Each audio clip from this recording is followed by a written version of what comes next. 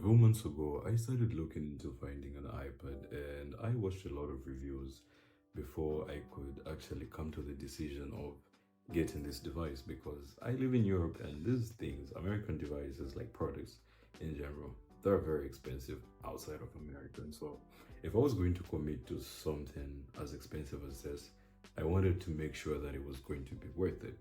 I'm a student. The reason why I needed an iPad was because I just got so tired of carrying around a lot of notebooks. I had semesters where I had like 15 courses. It was so hectic to always know which textbook is for what and all this. And I just felt like I was at a point in life where I could actually just not go through that and get an iPad. And so I did. But what I didn't know about the iPad is that a lot of the reviews that you get to watch online are from a technical perspective of people who barely use them enough to actually tell you the reality of using this device. I've been using it for the past 8 months, and within the first month of me getting this thing, believe it or not, I almost returned it. I was like, why does it have so many problems? Why is it always like, you know how you have expectations of this is what I'm going to do with this thing. You don't expect much from it, but it still somehow gets to disappoint you. That was my initial experience with the iPad. So today, I actually just want to briefly share a few of things that I got to dislike about this device over the 8 months that I have used it. For starters, the first thing that I actually really hated about the iPad is the operating system. I don't know why, but when I got it, it was so buggy. It was unresponsive. It was crashing. I just couldn't understand why that was because of the fact that I've used an iPhone for the longest time and I never had any problems like that. I mean, every once in a while it would freeze a little bit, but it was nothing as bad as it was on the iPad. The experience was not good for me. It was just too much and I felt like returning it because I spent a lot of money on this premium product. It's supposed to give me a premium experience. So that is something that I never really see a lot of tech YouTubers talk about, but I experienced it. If anybody out there experienced it, I would like to know if, what it was like. Now, we all know that the iPad is actually expensive, but what you do not know is the fact that a lot of the things that come with just owning an iPad also cost money. I'm not talking about the accessories. I'm talking about the actual apps that you're going to use for this, for any work that you want to do on this device. I'm talking about Procreate. If it's that app, you need to buy it right off the bat. Most of the apps do not have any freemium membership or whatever. They are behind the paywall. And I actually never knew this beforehand because on my phone, there's always almost an alternative for every app. But on the iPad, every alternative is the same as the one you're running from. You just have to pay for them. So that's something that I actually never really liked. And the reason for that is because of the fact that this device is very niche, which is the third point I wanted to talk about. The iPad is very boring, believe it or not. When I'm not using it for schoolwork, I barely use it. It's just on my desk. I just don't have any use for it. I've got my phone for social media, I've got my computer for serious work and games and whatever. It just feels more comfortable to do any sort of work between my phone and my laptop and not the iPad because it has a lot of compromise. It's hard to type on this thing. It's sort of hard to navigate. It just doesn't give you the full experience that you would have on your computer or on your phone. Now, of course, you can use accessories. I've heard people say you can get a keyboard, you can watch this. It's optional. It's actually not.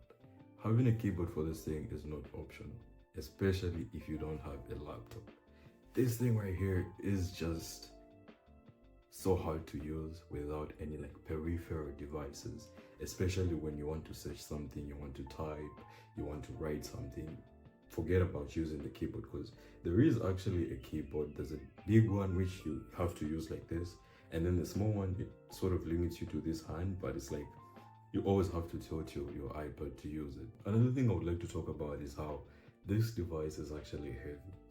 Yes, the iPad is actually heavy. It's not heavy as in this case compared to your laptop or whatever, but it has a significant weight that makes it hard to use it for certain things like gaming. The reason why I don't game on this device is because if you're playing any competitive online games like, I don't know, Call of Duty Mobile or whatever, it makes you slow. Like this device makes it so hard for you to be quick and fast because the movement is sort of it's the controls are a bit far apart, and it's just it takes a toll on your wrist. Like when you're, when you game, holding this device in your hands for whatever reason is uncomfortable for whatever you want to do it for.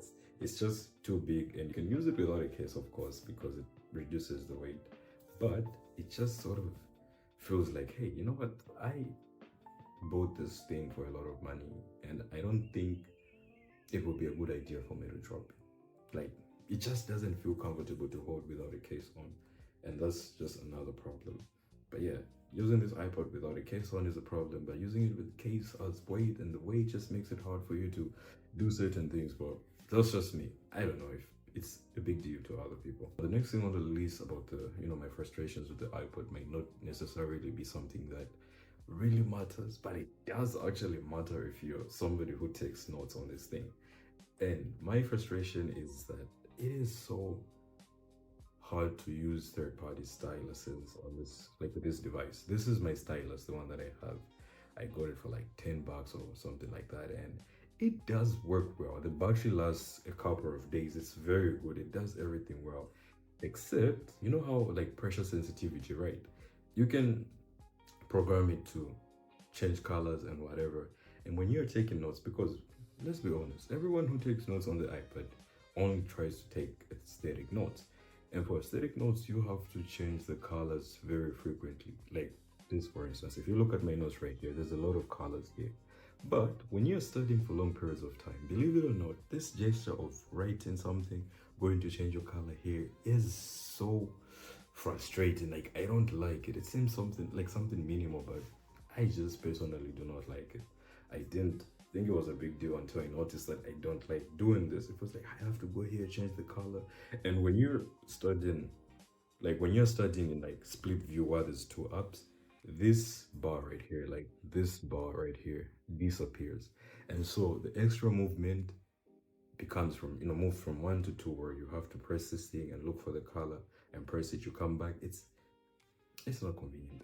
I don't like it. So having an actual Apple Pencil is something that I would highly recommend, because it's just, I guess, a better experience, but it's expensive. That's the problem. Now, there's actually 10 things that I wrote on the list, but I guess those are the most important things that I just don't like about the iPad. Have you had any frustrations or any problems with this device? Let me know. I'm curious to know. Anyways, thanks for watching.